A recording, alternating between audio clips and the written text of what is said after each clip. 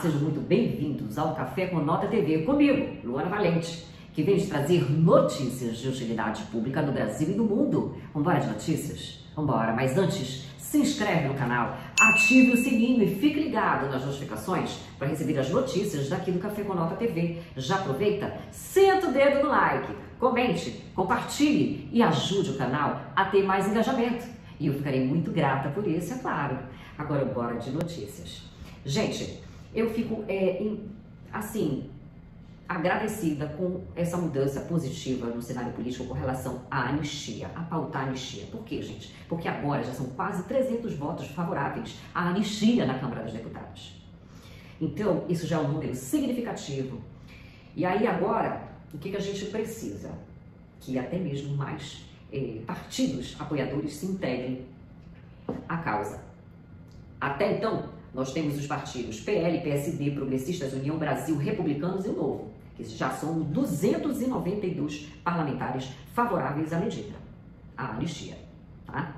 E agora a expectativa é que a gente ultrapasse os 300 e aí somando com os demais membros, MDB, PSDB, Podemos e Cidadania. É possível? Vamos pensar positivo. Então é isso. E aí eles mentiram que a articulação teria sido impulsionada depois que o Arthur Lira, o ex-presidente da Câmara, o líder, o Arthur Lira fez uma visita para o Jair Bolsonaro. É o que se ventila no início da semana aí, que isso aí foi interpretado por meio dos interlocutores como um sinal verde para avançar com o projeto. E até então chegamos a quase 300, 292 e agora a expectativa é que cada vez mais aumente. Agora, embora o presidente da Câmara, que hoje o Hugo Mota, ele ainda não tenha confirmado, mas não confirmou ainda, gente, a inclusão da pauta, tá? E aí agora, mas o que acontece num cenário como esse? Os números expressivos vai fazer a diferença, penso eu. E aí agora nós vamos aguardar para que, quem sabe, ela seja pautada ainda este mês. É o que se espera, né? Então, gente, no meio disso tudo, não é só notícia ruim, a gente tem que realmente pensar positivo e criar boas expectativas também. Em especial aos presos políticos que estão passando por uma situação muito difícil. Cada caso de vulnerabilidade que é estarrecedor. Senhoras de 65 anos, de quase 70 anos, presos políticos que precisam de atendimentos médico e especializado, não estão recebendo. O Daniel Silveira, que fez um procedimento cirúrgico altamente complexo e invasivo, tendo todos esses percalços para poder receber um atendimento especializado. Senhoras, por exemplo, que estavam recém-operadas de fêmur, com o braço quebrado, preso. Senhora na cadeira de roda, presa, e sem contar também aquela outra senhora de 65 anos que foi agredida na prisão, foi brutalmente agredida na prisão. Então a gente vai vendo quanto que pessoas que poderiam ser seu pai, sua mãe, enfim, numa situação tão vulnerável como essa e precisando realmente de atenção, porque isso é uma violação dos direitos humanos. Ainda que eles sejam presos, só o fato deles estarem presos por manifestarem os seus pensamentos, isso já é uma violação. Eu sou a favor de que individualizassem as condutas e, de acordo com o que se praticou, se fosse aplicada o que fosse cabível, que não é o que está acontecendo, que é o que a gente está vendo. Muita prisão que é desproporcional, com penas desproporcionais. Então, não tem como ser a favor dessas arbitrariedades que estão sendo impostas aos presos políticos. E aí, essa situação, a gente já chegar com esse número considerável, um número que está fazendo a diferença com quase 300 votos, 292, e espero eu que realmente chegue nos 300 votos e que esse projeto cada vez mais ganhe corpo para que o Hugo Mota tenha um despertar nesse sentido e possa fazer e dar a devida celeridade a isso que precisa ser resolvido. Penso eu que a anistia vai ser a primeira bandeira da paz que a gente vai acenar para que possa equilibrar as relações, inclusive com os Estados Unidos. Então, isso tem que ser pensado, é necessário, é mais do que necessário ser revisto, penso eu. E aí, gente, no meio de tudo isso, o Alexandre de Moraes rebateu as acusações do ex-assessor do Eduardo, do ex-assessor do Serviço de Combate à Desinformação do STF, do TSE, perdão, o Eduardo Tagliaferro.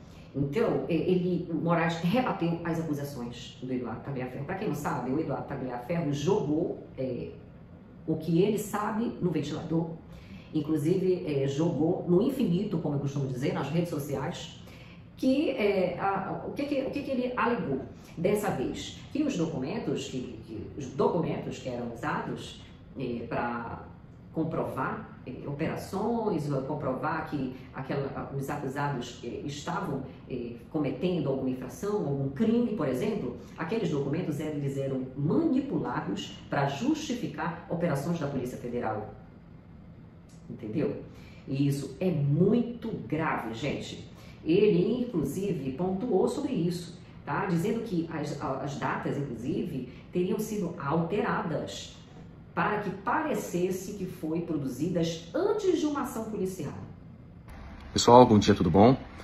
Estou vindo aqui para esclarecer alguns pontos para vocês, né, referente à própria manifestação de Alexandre de Moraes, né, através do seu gabinete ao Metrópolis, onde ele fala que todos os procedimentos foram legais, que não houve fraude, que não houve nada, que o relatório foi colocado no dia lá que ele falou, não sabe engano, 29, alguma coisa, dia 29, porque ele se baseou justamente no que eu falei dos metadados, ele não pensa, ele age, né? E na verdade, o relatório está assinado dia 22, o relatório foi colocado antes, sim, sabe? Existem outros materiais que justificam a data do relatório ser manipulado, que eu vou mostrar, vou falar, aliás, o Senado já sabe, entendeu? Principalmente com relação a conteúdo, a forma que chegou o material totalmente fraudulenta. Lembrando que a gente conhece bem Moraes e quando é de interesse dele, ele é rápido, ele é ágil. Olha como, por exemplo, aí o meu próprio processo, ele é super rápido, super ágil. Então, por que até agora, isso foi falado na terça, hoje a gente já está na quinta, por que até agora ele não apresentou isso em público? Por quê? Da mesma forma que no dia 23 de agosto, dia 2022, houve a operação, e ele só tornou público na outra semana. Por que essas duas grandes coincidências, né? Eu sei o que acontece. É que justamente ele está tentando cometer mais uma fraude em cima de outra fraude que ele já fez. Entendeu? É simples. Ele já tinha que ter apresentado isso no outro dia, imediatamente. Não tinha que esperar, não. Por quê? Para não dar nem margem para uma desconfiança de uma outra fraude. Mas infelizmente a fraude existiu, lesou pessoas honestas, pessoas íntegras, dentro dos interesses dele, e agora a gente tem que mostrar para ele que não é assim que é um judiciário, que o judiciário é um órgão correto, é uma instituição correta, quem não é correto é ele, entendeu? Então vamos ver aí quais são as próximas manifestações dele. É óbvio que eu também vou trazer mais fatos em cima desse material, coisas que eu não entreguei tudo para ele, justamente porque eu sei como ele age e eu sei que ele ia tentar derrubar. Mas, Moraes, não tem o que você fazer, você vai ter que pagar pelos seus erros. Isso é muito sério, viu, gente?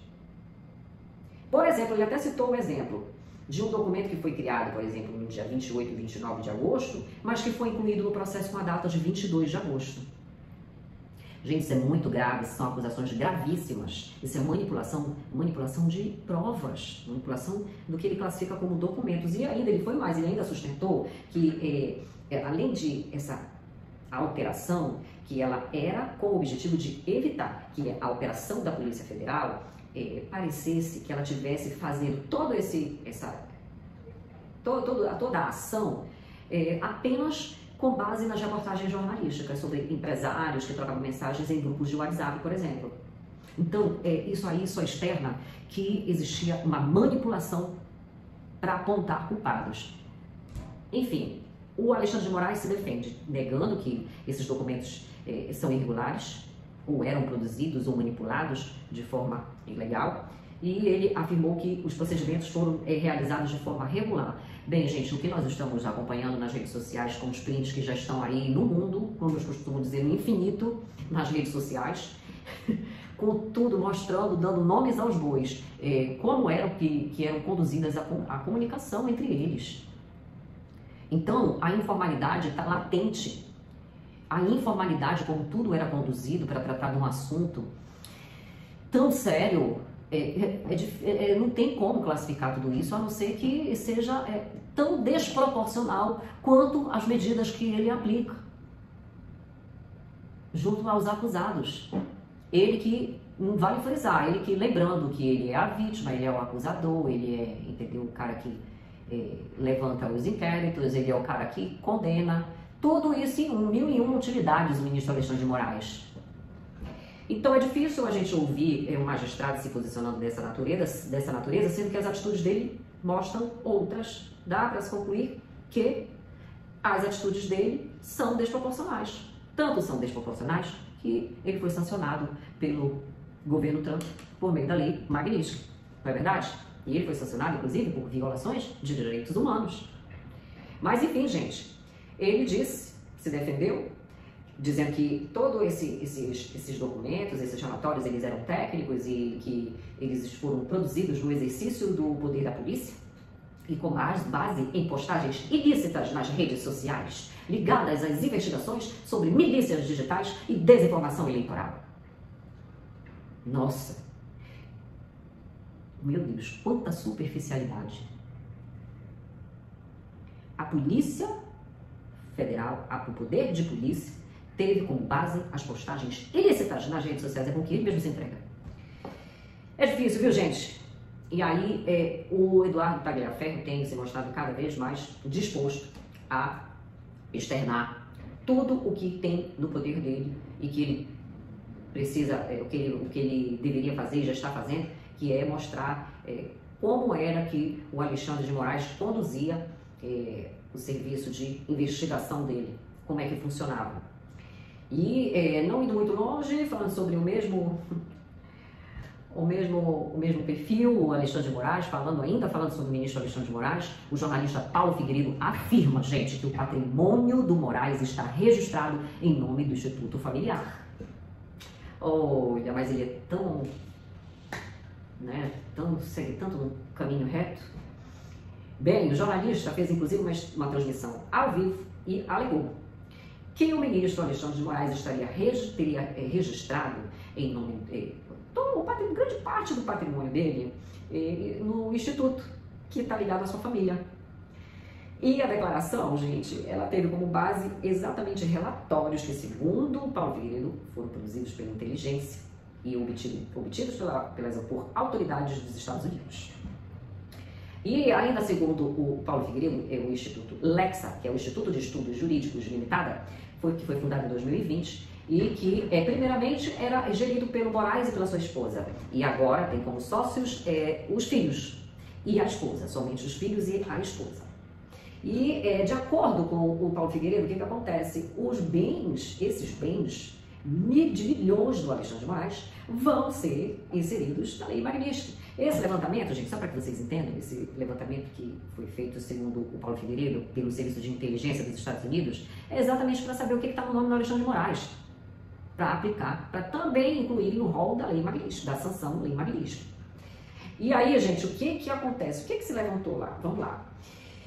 De acordo com esse levantamento apontado pelo Paulo Figueiredo, tem um apartamento avaliado em 25 milhões no Jardim Europa, uma mansão em Campos do Jordão e um imóvel no Guarujá, que estariam registrados no nome do Instituto. Vou começar a jogar aqui para vocês, tá? Pesquisem na internet, a internet pode pesquisar o que é o tal do Instituto Lex de Assuntos Jurídicos.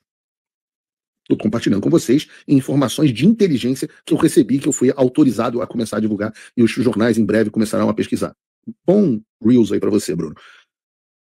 Procurem o que é o Instituto Lex de Assuntos Jurídicos. E sim, eu sei que é muito irônico que o instituto de um cara que é um vilão e que tem a cara do Lex Luthor, inclusive a careca se chame Instituto Lex. Eu sei. Eu tenho vários suplementos aqui na minha estante. Mas vocês procurem. É um instituto que foi fundado pelo Alexandre de Moraes e a Viviane Barsi de Moraes nos anos 2000, e que o Alexandre, quando vira ministro do STF, sai desse instituto. E você tem dentro dele hoje o Alexandre, a Viviane, a Gabriela, a Juliana e o Alexandre Barsi de Moraes, que é o Alexandre Júnior, que é o filho do Alexandre. Esses são os donos desse Instituto Lex. Procurem na internet a página dele. Não existe. Procurem no Instagram a última postagem feita por eles, em 2017. Aí você vai ver que todo o patrimônio do Alexandre e da Viviane estão nesse instituto. E eu estou falando todo o patrimônio, é que o Alexandre de Moraes é multimilionário. Um multimilionário. Do tipo, o apartamento de 25 milhões que ele vive, que pelo menos é a residência oficial, a residência declarada dele, né? Porque ele também vive em Brasília, né? De 25 milhões de reais, eu não vou nem dizer o nome do prédio aqui, mas é no Jardim Europa, é do Instituto. Sabe onde é a sede do Instituto? A sede do Instituto é onde era Alexandre de Moraes Advogados, que hoje é Barsi de Moraes Advogados. O Instituto e o escritório da Viviane compartilham a mesma sede. E tem mansão em Campos do Jordão, apartamento no Guarujá, os gringos já levantaram tudo. Adianta, eu pergunto a vocês, adianta sancionar outros indivíduos antes de pegar tudo isso e fazer o Alexandre sentir as consequências da Lei Magnitsky? Não. E é nisso que a gente está trabalhando. Porque para que essa lei tenha esse efeito dissuasivo, o que é o efeito dissuasivo? É o efeito que faz com que os outros vejam o que aconteceu e não queiram fazer igual. Então nós temos um desejo de que haja um efeito dissuasivo contra os demais cúmplices do sistema. O Alexandre precisa ser o exemplo do que acontece quando alguém é sancionado pela Lei Magnitsky. Então por isso que primeiro a gente tem que focar na plena e efetiva aplicação das sanções. E essa é a minha prioridade, é a prioridade do Eduardo nesse momento. Gente, é isso. E aí a conta já chegou, porque para quem já tem os seus cartões bloqueados, e que nem a bandeira Elo pode, pensou, né? Só quis. E é isso. Então, o que acontece?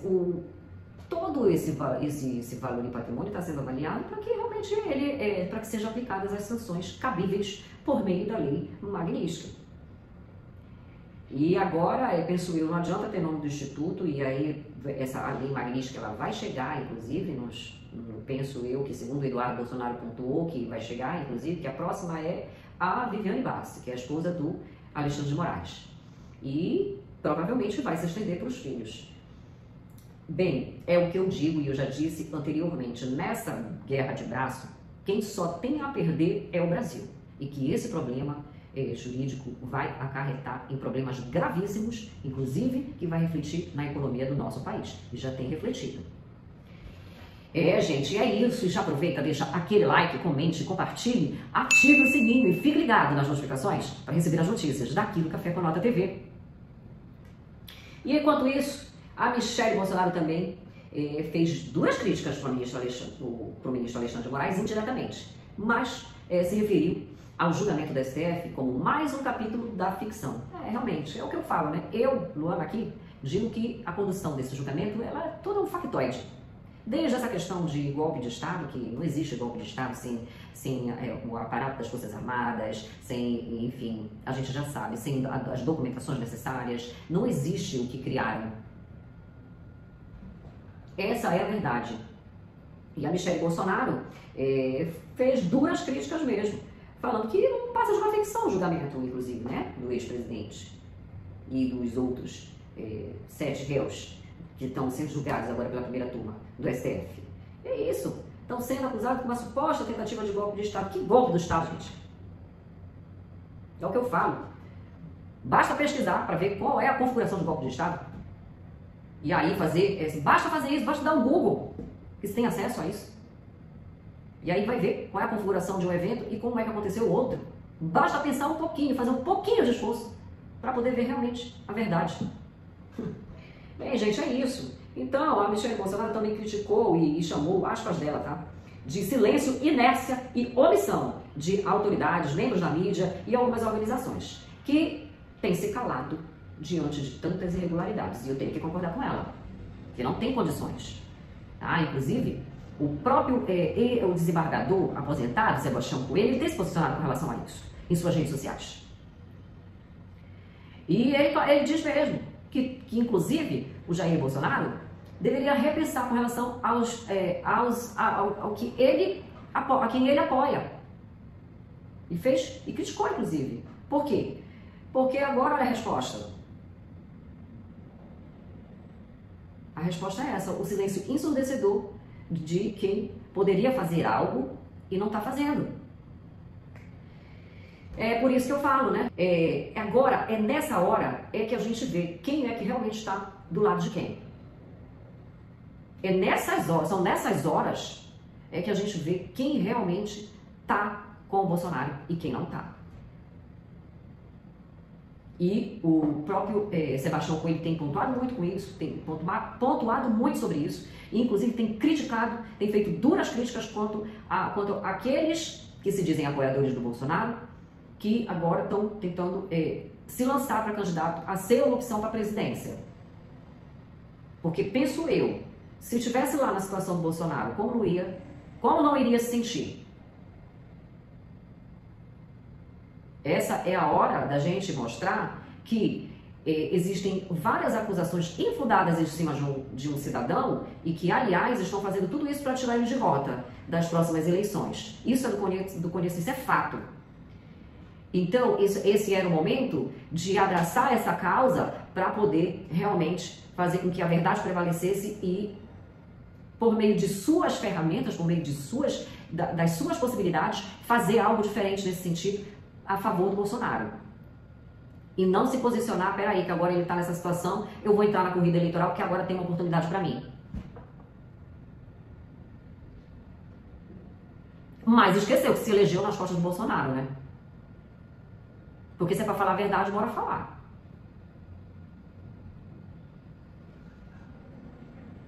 Gente, é isso. Eu espero sinceramente que esse julgamento ele seja revisto, ele seja anulado, porque como os próprios senadores, congressistas se manifestaram depois da denúncia do Tagliaferro, do Eduardo Tagliaferro, que todo esse serviço de manipulação para acusar pessoas, ele já está mais claro, está tão claro quanto a luz desse dia, que tudo isso foi conduzido de forma a ser manipulado para colocar, apontar dedos, acusar, julgar e punir. Com punições severas, hein? E isso tem que ser revisto. Porque não existe materialidade para essas acusações. Bem, gente, é isso. E agora, eu quero aproveitar para mudar um pouco de assunto, falar de coisa boa. Eu quero te oferecer uma oportunidade de fazer uma renda extra. Se você está buscando fazer uma renda extra, eu tenho infoprodutos. Eles estão na descrição deste vídeo. Por meio desses infoprodutos, você vai adquirir conhecimento e não só isso. Primeiro que você já vai estar com infoprodutos prontíssimos só para revender. E aí você vai adquirir conhecimento, se você já tem um negócio, você vai complementar e impulsionar as vendas desse seu negócio por meio do aprendizado com esses infoprodutos. Eu tenho desde curso para aprender todas as metodologias e diferenciais do WhatsApp Business, a aprender muitas estratégias do marketing digital para você poder ou já impulsionar o que você já tem, como eu disse, ou até mesmo se engajar melhor na área e virar o marketing digital autônomo. Olha que maravilha! Também tenho mega pack lucrativas, que são 1000 artes semi-prontas. E aí você, ao adquirir essas artes semi-prontas, você vai poder também dar aquela lapidada nas suas redes sociais para que ela fique com uma boa receptividade e dê mais engajamento para gerar mais vendas. Olha que maravilha! Também tem o Zap Pro Ascender, que é uma excelente tecnologia para você filtrar contatos de WhatsApp ativos por meio do Google Maps e fazer a divulgação também. Olha que maravilha! E essa poderosa ferramenta, ela tem ainda 20 funcionalidades para que você possa trabalhar a divulgação do seu negócio, produto, serviço, tudo no orgânico. Então aproveita, tá certo? Bem, gente, eu vou ficando por aqui. Muito obrigada pela sua atenção e até o próximo Giro de Notícias.